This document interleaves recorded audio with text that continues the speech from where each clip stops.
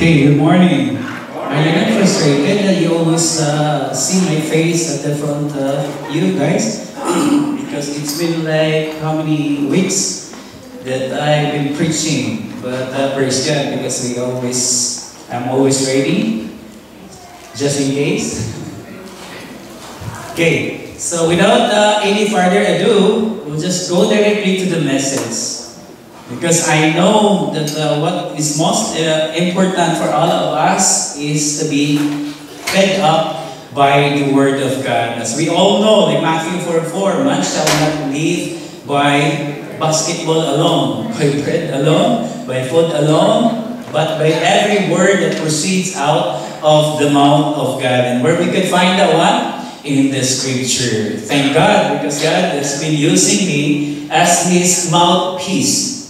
And it wasn't an accident that I heard like the song, so we've just sung, is exactly parallel to the preaching that I will be sharing to you this morning. It's about God's intervention, God's provision.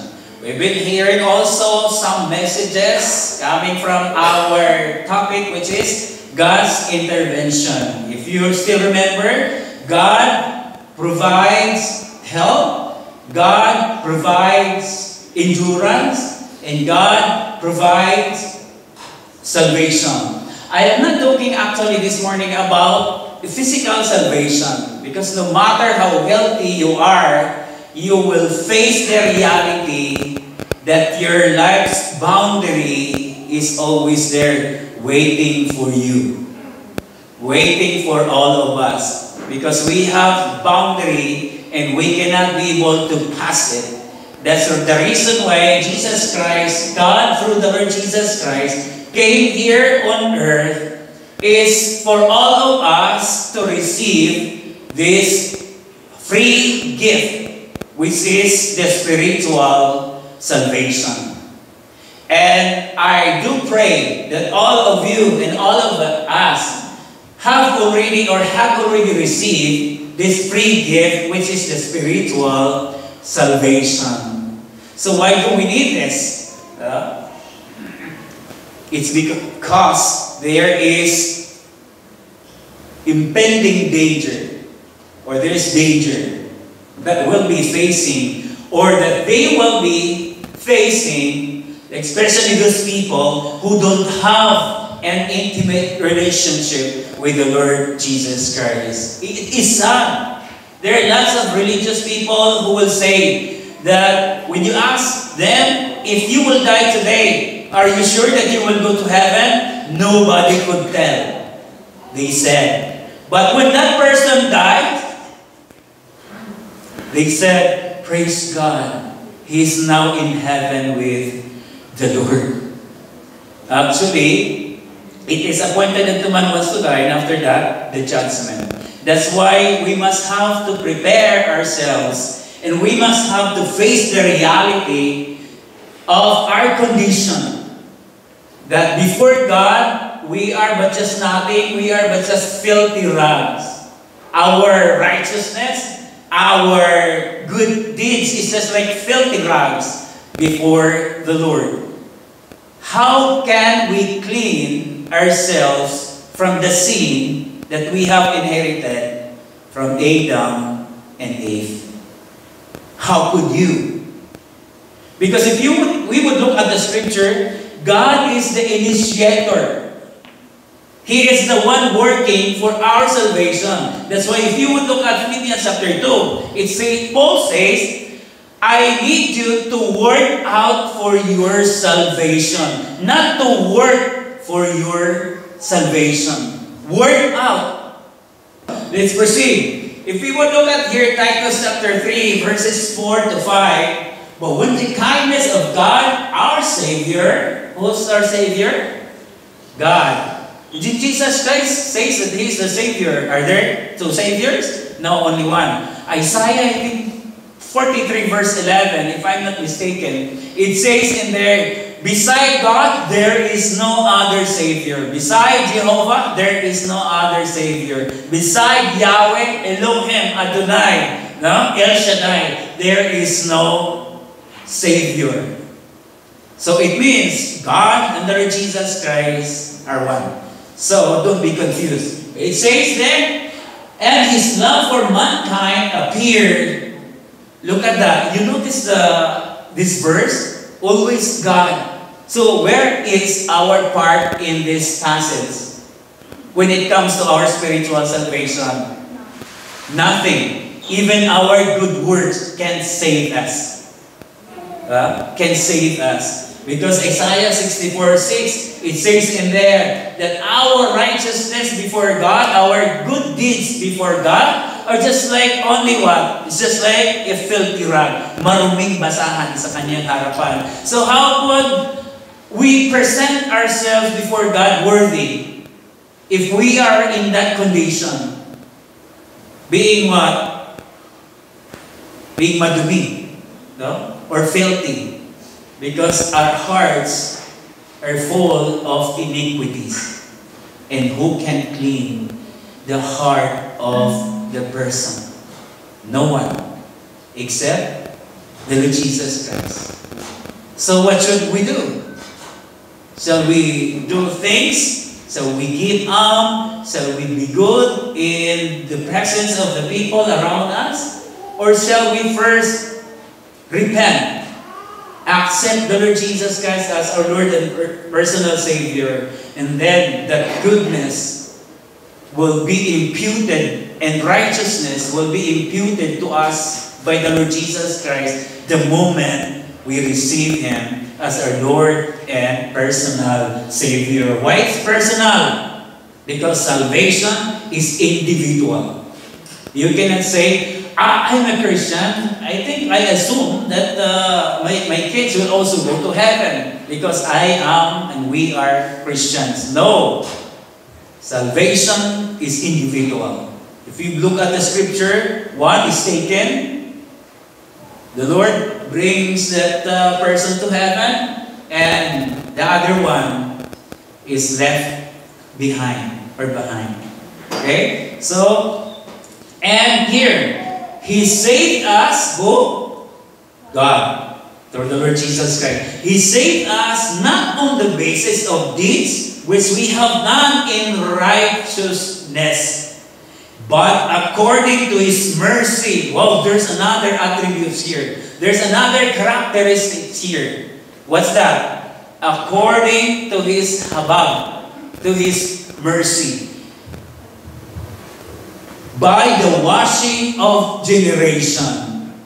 Washing, hindi yung hinagis ka sa, pabautismo ka, hinagis ka sa tubig. Pag akyat mo, ay, malinis na ako.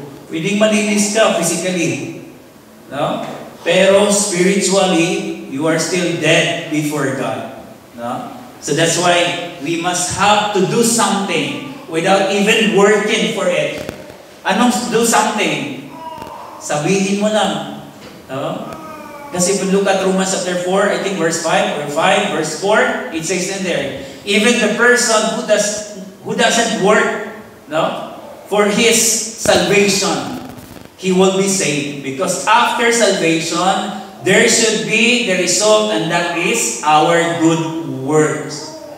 That's why, kapag lagi tayo nag-PPI, pag anak na tayo ng Panginoon, pili na lang. Na? So kahit galit ka na, pili na lang. Na? Kung madiretso man, Philippine Island, na lang talaga, huwag na yung nanay mo, nasaan? Hindi ka na. So washing of generation, renewing by the Holy Spirit. I think this would be profound, like here the last phrases here. So there is a Tagalog here. Okay, shall we read this one all together, including those newborn or born in Canada, just like me, pa? Okay, okay, go. Iniligtas niya tayo hindi dahil sa ating mabubuting gawa, kundi dahil sa kanyang habag sa atin. Tayo iniligtas niya sa pamamagitan ng Espiritu Santo na naghugas sa atin upang tayo ipanganak muli at magkaroon ng bagong buhay. You know, the moment you receive Christ and the moment you surrender your life to God, God will give you a new life. That kind of new life which what we consider always as a life transformation. What the scripture says, if anyone who is in Christ, he is a new creation. All things have passed away and new things have become. New things have become. So, honestly, all of us, we have, I think, his life history. And only people around us could tell who you are before them. And who I am before you. And who you are before me. And most especially, who we are before God. Kasi mainitin yung ulo natin.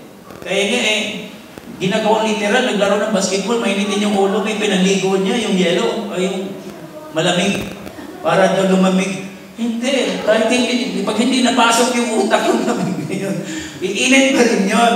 Because it's not on the eternal issue, right? It's in the eternal. No? It's our mind, it's our heart. Okay? So, let's continue. So why we need to be saved spiritually? What do you think? Why we need to be saved spiritually? Just always remember, back in the scripture, there are lots of people who were sick, but Christ healed them all. But where are they now? Did they remain alive? No. Because why? Job chapter 14, verse 5, there is a life boundary that all of us, that nobody could pass. All of us. Okay? So, it's because we are sinners and fall short of the glory of God. We are sinners. And all sinners, no chance, no?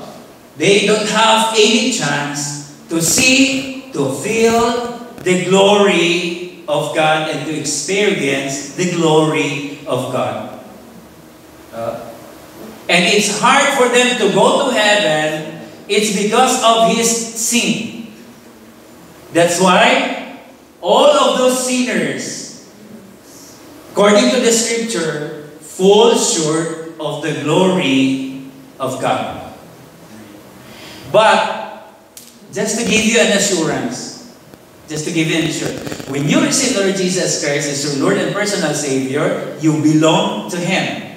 Later, babasahin ko sa inyo, ipakita ko sa inyo, but dito na, John 1:12. But as many who receive Jesus Christ or God gave them the power to be called children of Him.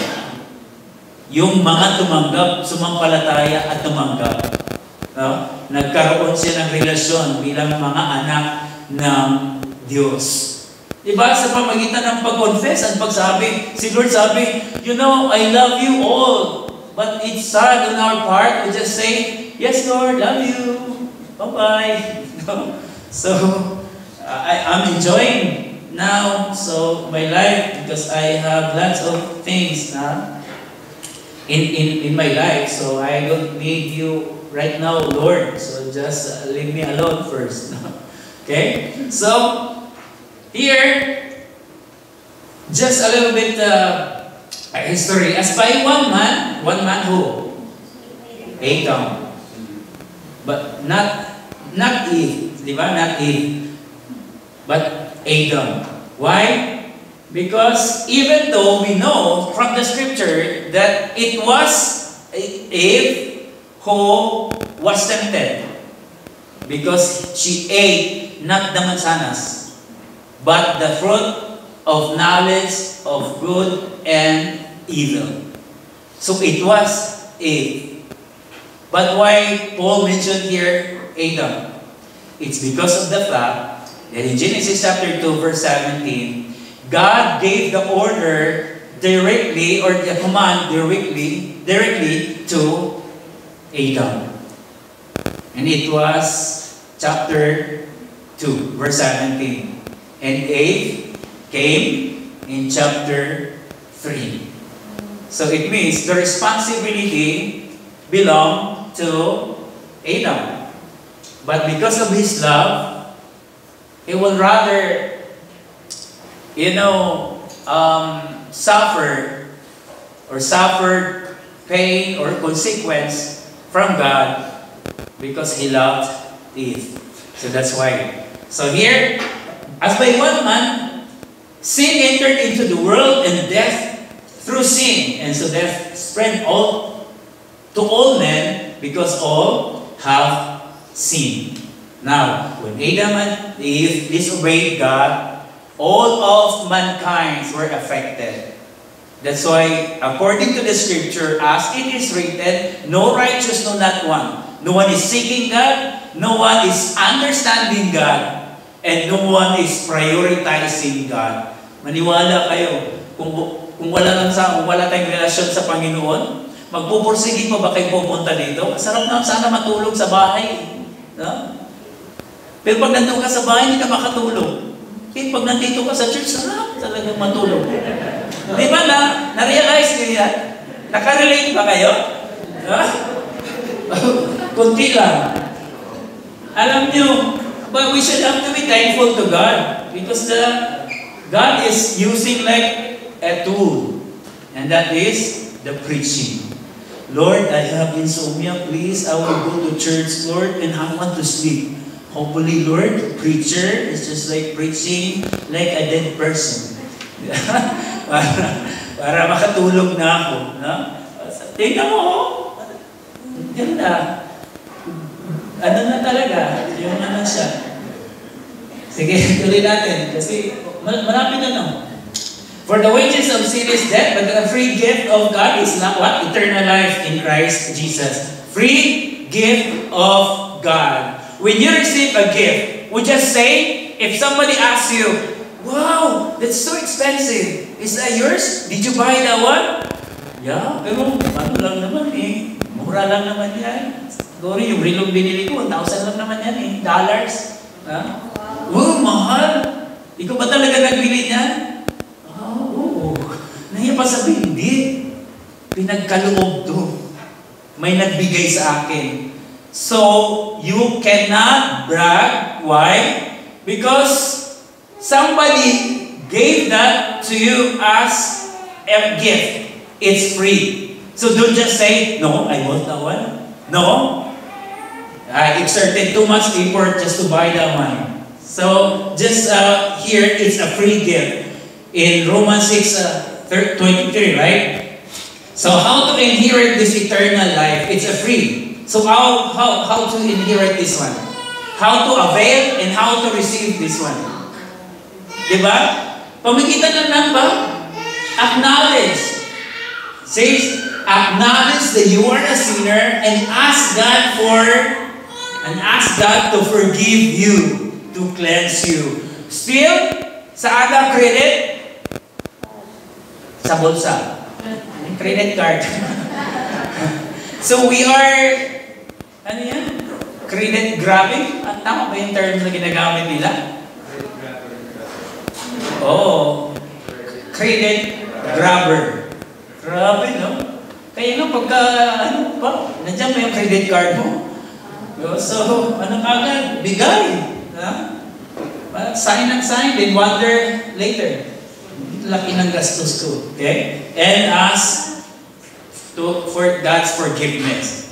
If I'm not mistaken, it's, I think, Luke 19, 13, if I'm not mistaken, or 10. So, Dr. Luke says, nay, but if you will not repent, you will perish. Because you will be doomed to life eternal also. Or to eternal destruction, which is in hell. Why we need to receive? And why we need to have to be saved spiritually? Because the Bible says, Revelation 20:15. If anyone's name is not written in the book of life, he shall be what? Cast out into the lake of fire. Confess with your mouth and believe in your heart. Di ba? Romans 10:9-10. If you confess with your mouth and believe in your heart that God raised the Lord Jesus Christ from the dead, you will be saved. Physically? No. Spiritually. Just believe. Confess it. Paano kayo magkakaroon ng relasyon mag-asawa kung sinasabi mo, nagligaw ka pa lang eh. Alam mo, kami na. Ay, sinabi mo, wala, tinignan ko lang. Tinignan niya ako? Wala na, kami na. Di ba sabi mo? I love you. Aba, tagal na antay-antay ulit sa I love you too. Tayo na. Yeah? Di ba ganun? Sa nagkakaroon ng relationship sa pamagitan ng pagpapahayag. Hindi yung mutual. Hindi yun? Basta ka na. Ay, okay naman. Tapos, mamaya, hawak kamay na. Sila na ba? Oo. Bakit? Anuhan lang sila. Nagkaganunan lang eh. Di ba? So, hindi yun. Mutual yun. Kailangan sabihin. Kasi si Lord sinasabi niya, I love you. That's why I sent my Son to you and He demonstrated to you my love. So God is waiting for all of us to say, Lord, I love you and I want to serve you. Hindi, Lord, I love you. But when it comes to serving, muna, Lord. No? Ang dami ko pang utang eh. Ang dami ko pang gagawin. No? So, here, but the free gift of God is eternal life in Christ Jesus. So, what we need to do is to receive this free gift. What's this free gift? Receive the Lord Jesus Christ as your Lord and personal Savior. Colossians, if I'm not mistaken, chapter 3, verse 6. Basta nandiyan na yung banda. No? As you receive the Lord Jesus Christ as your Lord and Savior, then pursue what you have started. Serve the Lord Jesus Christ with all that you can. With the best of your ability. Serve the Lord Jesus Christ. Here, as many who receive Him, to them, He gave the power or the right or the prerogative to be called children of God. Alam niyo po sa Scripture, hindi lahat ng tao anak ng Diyos. Kahit basahin niyo sa John chapter 8, verse 44. Ang sabi ni Jesus Christ, kayo, yung ama si Diablo. May silid rin palang Diablo, no? Natatry na ako ng silid ng Diablo. Gusto niyo ang Diablo? So, that's why we are Christians and we are in the light. If those Christians who say they're Christian and still walking on in the darkness, it means there's something wrong. There's a big question mark whether they're Christians or not. Why? Because there's no transformation when it comes to their attitude. Yeah? Attitude talaga. Kaya nga, mga kapatid, dami ko pang oras, pero bilis-bilisan ko pa rin talaga siya. Para hindi natin tuluyan talaga. Tandaan ninyo, mas mabigat yung ulo kaysa katawan. Yeah? Pero huwag nyo gamitin ang inyong mga mata para yung ulo nyo gumagano na. Kasi pag once gumano na, hulog ka na talaga niyan. Wala naman si Apostle Paul, nag-preach ng sobrang haba. Nahulog yung young people. Buti na lang. May power si Apostle Paul come from God at binuhay yung young people.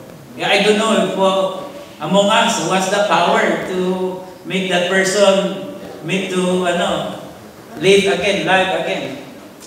Okay? So, yan lang. Kalimutan ko tuloy.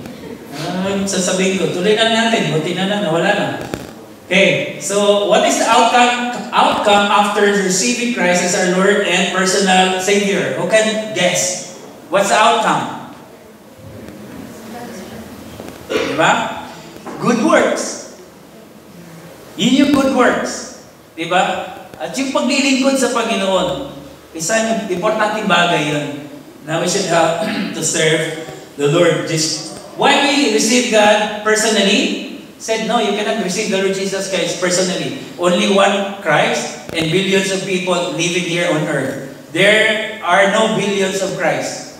There's only one Christ. So that would be impossible. Why? Because we put limitation on the power of the Lord Jesus Christ. Okay? We need to receive Him. Why? Because salvation is individual. Look at this verse. For God so loved the world that He gave His only begotten Son, that whosoever, plural ba binanggit niya? Or singular? Singular, right? Whoever, that's why, believes. Hindi sinasabi, all of those who believe, no? In God, or every man, every woman, no, will be saved when your parents are Christians. Okay? So, no need to accept. No, that's wrong. Okay? You will experience what? A genuine life's transformation. Okay? Kung anong oras ako nag-start. Pero alam ko, meron pa akong time. Okay? So, makaka-experience kayo ng pagbabago ng buhay at hindi pagbabago ng mukha. Kasi pagka, di ba, Kristyano na, uy, parang maganda ka. Grabing pagbabago ginawa ni Lord sa iyo, ha? No? Kundi yung inward, hindi yung outward. So, kung dati talaga mainitin ka, maaaring mainitin ka pa nga ngayon, pero bawas na yan. No? Bawas na yan. Yung bang gusto mo na, ako talaga, sa galit ko minsan paglalaro ng basketball, dahil sabi ko, buti na lang, binaban na yung mga lagi nagpangsigo. Sabi ko ay, Lord, sana matuto sila. Gagaling pa naman nila maglaro. No? Laging nananalo kasi walang kumaharang. Kasi pag nag-ano na, ay, yung ko.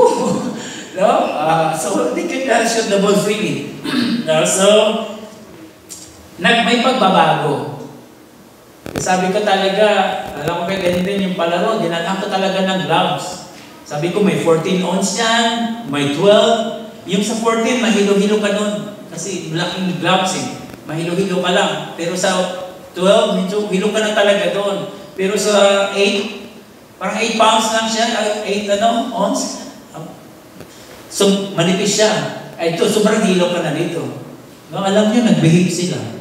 Wala talagang away. Sabi ko, yun pala ang technique eh. No? Kasi daming mga yayabang, pero pag suotan mo na ng gloves, hindi para marunong manuntok. Tatlong suntok hindi makatama. Kapagod pala ito. Tuhod ko, ang sakit. No? Kasi wala na stamina. So, may pagbabago. Honestly, may pagbabago. And when I gave fully, I surrendered my life to the Lord Jesus Christ, I never experienced again having that knuckle fight. Kasi sa Cebu, ice water lang yun. Pag nag-umpisa nagsipaan, wala na, diretso na. Okay. And di ka na matatakot na mamamatay. Kasi, alam mo na when you will die, you will go to heaven. Kuha pa ba natin? Tapos, ito, inheriting the kingdom of God means entering into a relationship with God and receive eternal life and fellowship with Him in His glory. It is not about something earned, but a gift to those who have faith and trust in God's grace. So again, ulitin ko, wala talaga tayong part. Magbasa kayo sa scripture na meron kayong part. Kasi pag sinasabi, no, because faith without work is dead. Yes, that's true. If you have faith in Christ, prove it by your good works. Because if you cannot prove it by your good works, it means your faith is dead and it's not real. Your faith is dead and it's not real. That's why there's no life transformation. Okay? So, I challenge everyone. Alam nyo, yung real salvation, yung mayroong real salvation talaga, makapagsasabi na kahit anong mangyari, alam ko sa langit ako pupunta. Pero pag sinabi mo, alam ko kahit anong mangyari, hindi ko talaga sure kung pupunta ako sa langit. Nako, delikado po yan. Kasi, hindi natin alam. Katulad ng mga nangyari sa mga Pilipino, di ba? Just one, in a twinkling of an eye, 11 Filipinos died. Why? Because God will not tell us what kind of death we'll be facing. Be cancer, will be heart attack, will be high blood, so will be COVID. Sana wala ng COVID. Kasi delikado si COVID. Sabi, ayaw ko pang mamamatay, pero ayaw ko naman din yung hirap maghinga. Di ko matatakot, pero ayaw ko naman din yung di ako makakahinga. Gusto ko diretsong kamatayan. Sabi ni Lord, arte-arte mo naman. Yung mga apostol propeta na, inupugutan ng ulo. Pinagpapatay sila. Di ba? Si Apostle Peter, upside down position, pinako siya sa cross. Namatay. Si James, pinutulan ng ulo. Si John the Baptist, pinutulan din ng ulo. Tayo, orti-orti, Lord. Sana pag ganun, patay na ako. Hindi magsasuffer pa. Pero isa lang, we have that assurance of our salvation.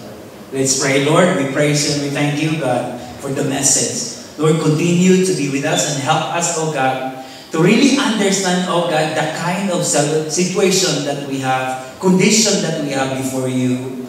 We might not have that salvation yet, oh Lord, but today, I would like, Lord, to ask for your help, oh God, to touch those people who do not know yet, oh God, when they die, they will go to heaven.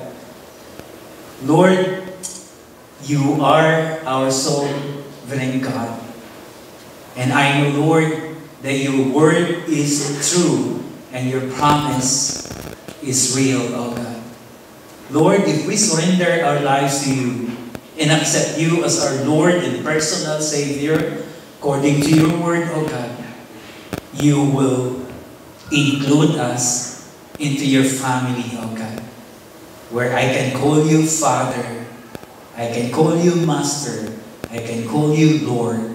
I cannot call you Lord and Master and Father unless we surrender our lives to you and let you, O God, control our lives, O Lord. If there is anyone among us who would like to receive the Lord Jesus Christ as his or her personal Lord and Savior, it's now the time, not tomorrow, not next week, not next month, not next year, but today, according to Paul. Today is the day of your salvation spiritually. Just follow me and I will lead you in prayer. Lord, thank you that I have heard your message, the message of my salvation. Lord, I repent, O God, of my sin. And Lord, please forgive me, O God. And Lord, I open my heart, accept you and receive you, O God, as my Savior. Come into my heart